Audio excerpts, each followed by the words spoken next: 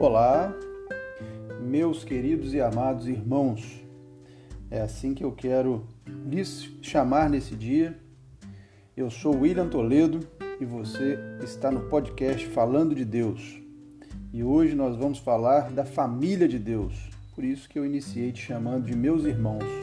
Minha irmã, meu irmão, porque nós vamos entender dentro do livro Uma Vida com Propósitos, o 15º dia de estudo desse livro, que nós somos formados para fazer parte da família de Deus. E quando temos essa consciência, nós temos o direito de chamar um ao outro de irmãos. E vamos entender isso. O que é ser um irmão dentro da palavra de Deus? O que é viver como irmãos na palavra de Deus e usufruir desses benefícios maravilhosos que o Senhor Jesus, através da sua morte na cruz, pode nos trazer sendo iguais uns aos outros, desde que, pela fé em Jesus, o aceitemos como nosso único Salvador e Redentor das nossas vidas. Nós vamos entender isso.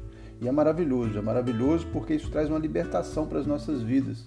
Isso traz um entendimento de que nos é necessário nascer de novo, e já que nascemos de novo do mesmo Pai e no mesmo Espírito, somos chamados de irmãos. Amém? É isso que nós vamos entender, porque Deus é relacional. Deus, ele na criação da sua família, quando ele nos diz que nós somos formados para fazer parte da família de Deus, já começamos em João, no capítulo 15, no versículo 5, onde ele diz: eu sou a videira e vocês são os ramos. Deus já começa a nos trazer que Jesus é a verdadeira videira. Jesus é quem realmente traz a fonte, a raiz de toda a base para que o Espírito funcione, para que o corpo tenha vigor. Ele é a videira. A videira é que dá vida. E nós somos os ramos dessa videira. E como ramos, nós crescemos. Nós nascemos, mas estamos sempre presos na videira. Mas como ramos, você nunca viu um fruto necessariamente dar fruto na base dele. Ele dá fruto nos ramos. Nós é que vamos dar esse fruto de Deus sobre a face da terra, estando presos na videira, que é Jesus. Então, ou seja, e sempre perto de um irmão. Você nunca viu uma árvore de um ramo só. Você sempre viu uma árvore de vários ramos. E essa árvore se relaciona com ela. Por quê? Porque ela gera o pólen, as abelhas vêm, pegam o pólen e levam para outro lugar. As aves vêm, comem os frutos e levam a semente para outros locais. E assim vai crescendo a natureza, e assim vai crescendo também a natureza espiritual de Jesus sobre as nossas vidas. Então Deus demonstra o seu relacionamento já iniciando com o Pai, o Filho e o Espírito Santo. Então 3 pessoas em um. Eles se relacionam, eles conversam entre si. Jesus com Deus, Jesus com o Espírito Santo com Deus, Deus com o Espírito Santo e assim por diante. Há um relacionamento familiar, há um relacionamento de desenvolvimento durante a vida. E Salomão, antes da vinda de Jesus como nosso Salvador, já dizia isso em seus provérbios, onde ele dizia que o ferro afia o ferro e o homem afia o outro homem. Olha que provérbio interessante. O ferro afia o ferro e o homem afia o seu companheiro, afia o seu amigo, afia o outro homem. O que quer dizer isso? Que quando você passa um ferro sobre o ferro, ele vai afiando a navalha. Você já viu açougueiro como é que faz? Ele passa a faca naquele ferro para ficar a faca afiada. Assim também somos nós. Um irmão, uma irmã, um cristão, uma cristã, baseado no novo nascimento de Cristo, no novo nascimento em Cristo, afia o seu outro irmão. Está sempre ajudando, trazendo uma palavra. É isso que nós estamos fazendo aqui agora. Eu sou afiado por alguém. Tem alguém me trazendo uma palavra. E eu estou levando a palavra para alguém. E assim por diante. E que não quer dizer que é maior ou menor. Não é porque eu envio a palavra a alguém que esse alguém que está escutando a palavra é menor do que eu. Muito pelo contrário. Eu ouço palavras de pessoas que às vezes têm um dia dentro da caminhada com Cristo, ou que ainda nem entraram na caminhada e estão sendo usados por Deus para poder falar na minha vida. E nós estamos sendo afiados a todo momento. E a palavra de Deus ainda nos diz, suportando uns aos outros não é suportando de aguentar, de tolerar a pessoa, mas é suportando no sentido de dar suporte. Então é impossível vivermos com Deus se não estivermos nessa família em Cristo. Em Cristo. Porque é a família real que Deus vai usar para falar na sua vida. E Deus usa profetas, Deus usa pessoas para se aproximar de você e de mim. Só nós devemos estar com os nossos ouvidos espirituais bem atentos, para que possamos perceber como que isso tem chegado nas nossas vidas e entender se essa palavra tem vindo de Deus para nós também. Porque a palavra de Deus nos diz, devemos provar a palavra que vem do outro lado. Devemos confrontar. Vocês lembram que Jesus para Pedro chegou determinada vez, onde Pedro estava estimulando Jesus a desistir ou fazer algo que não deveria, e Jesus chegou para Pedro e falou: afasta-te de mim, Satanás. E não foi para Pedro sair de perto dele, foi o Espírito que Pedro permitiu entrar na vida dele, aonde que Jesus deveria cumprir todo o seu propósito, e Pedro falou: meu Deus, livra-te disso, não precisa do senhor passar por essa situação. E Jesus falou com ele: afasta-te de mim, Satanás. Porque Jesus sabia da sua promessa. Jesus tinha certeza e plena confiança no Pai da sua promessa e de que nós hoje estaríamos aqui louvando e agradecendo a Deus por sermos libertos por aquela atitude de Jesus, aquele sofrimento que Jesus deveria sofrer antes de entrar na cruz. O nosso grande Pai, o nosso grande Redentor, o nosso grande Salvador.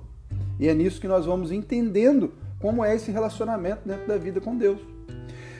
Também entendendo que nem todos são filhos de Deus. E aí existe, um ditado popular que diz: eu também sou filho de Deus, eu também mereço. Não, não somos todos filhos de Deus.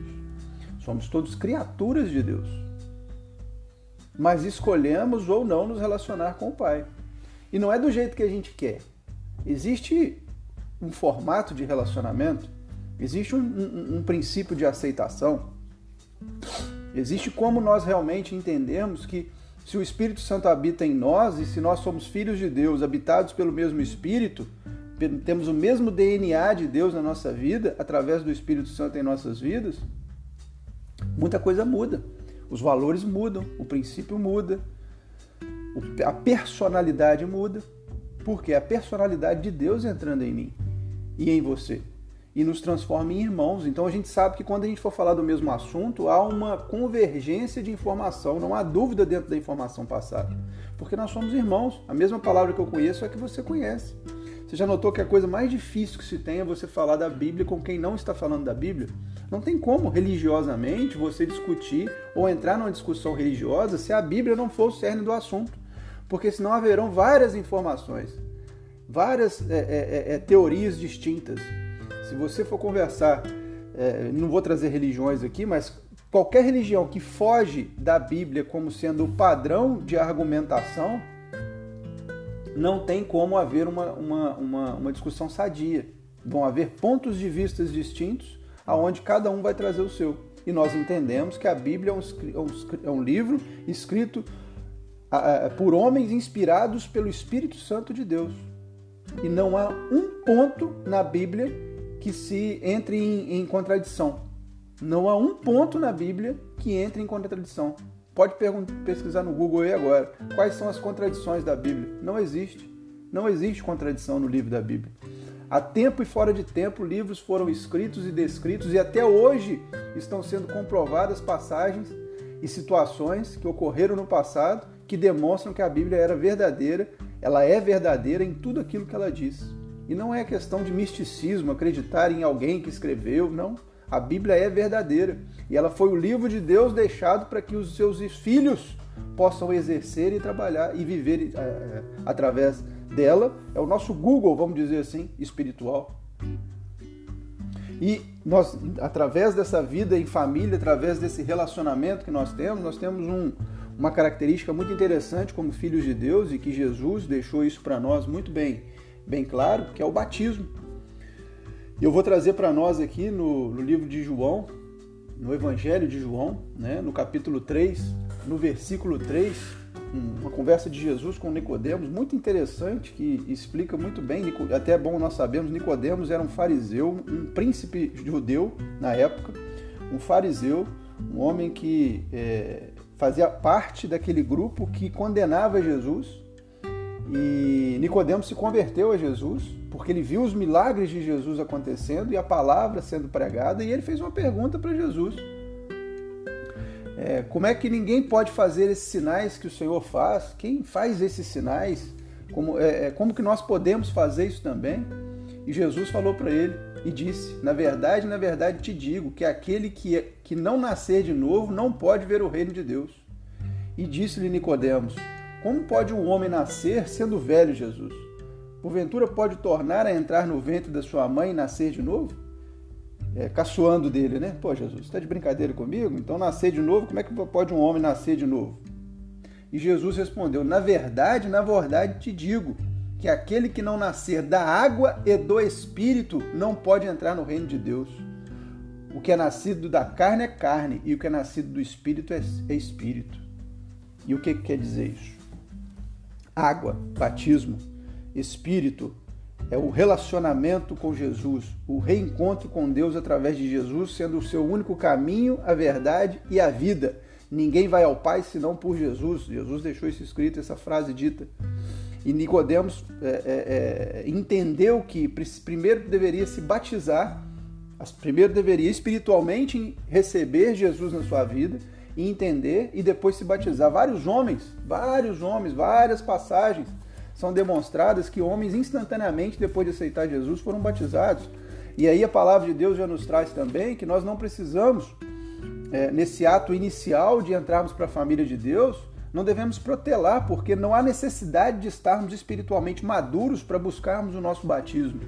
Em momento nenhum na Bíblia diz: esteja maduro, tenha passado por todos os ensinamentos e todas as provações de fé, todas as evoluções necessárias para que você tenha a sua experiência real e de confiança comigo, para depois você se batizar. Não.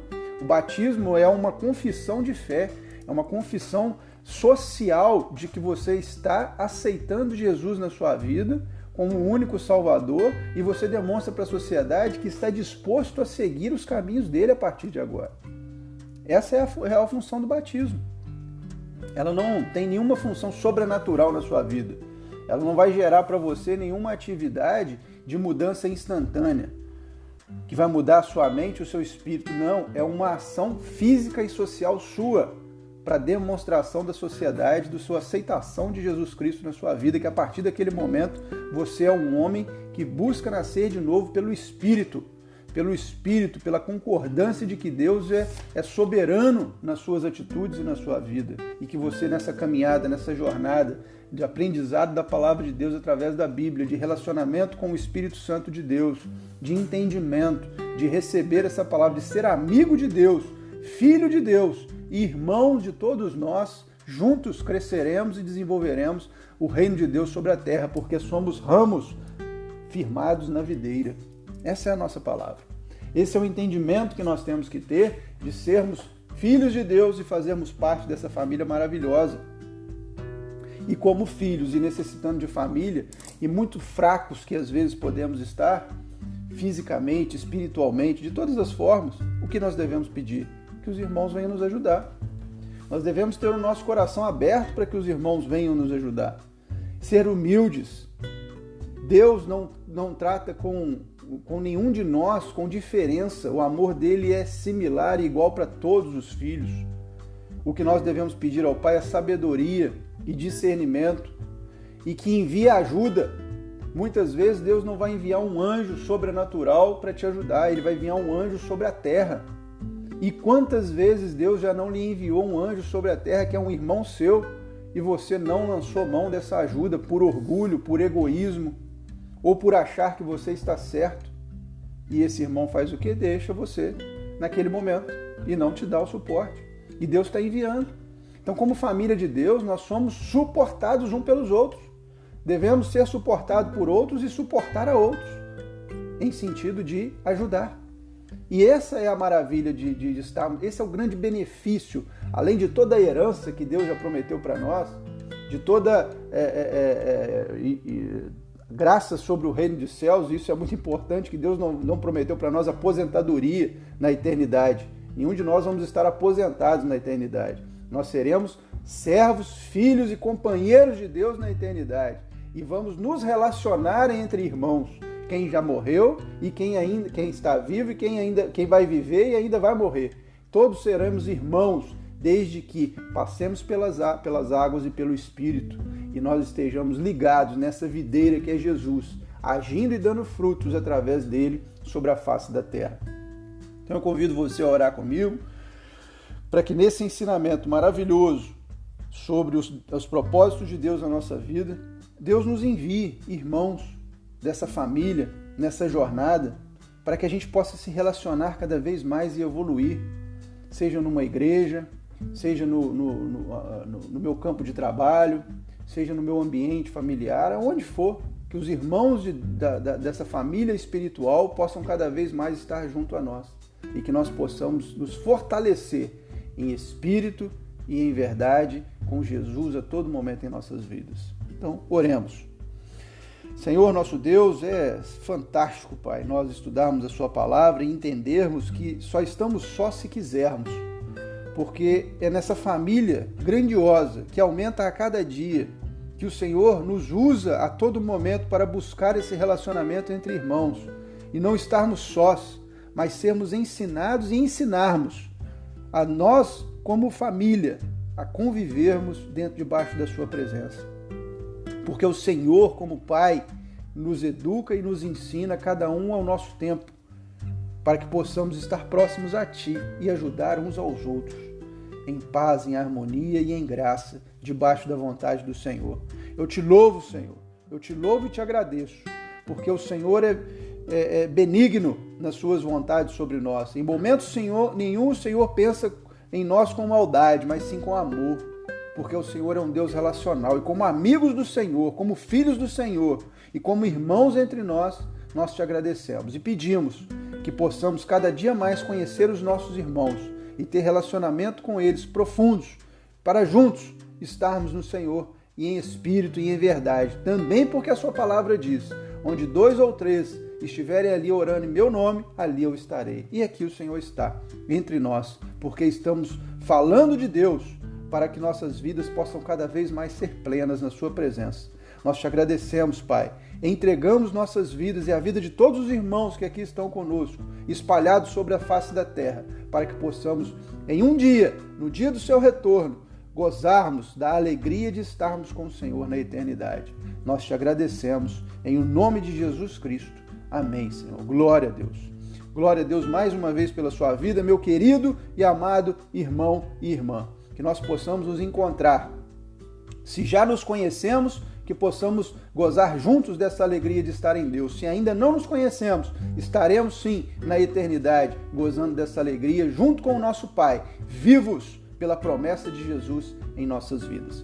Um grande abraço para você e nós nos encontramos no próximo episódio aqui no podcast Falando de Deus. Um grande abraço e até lá.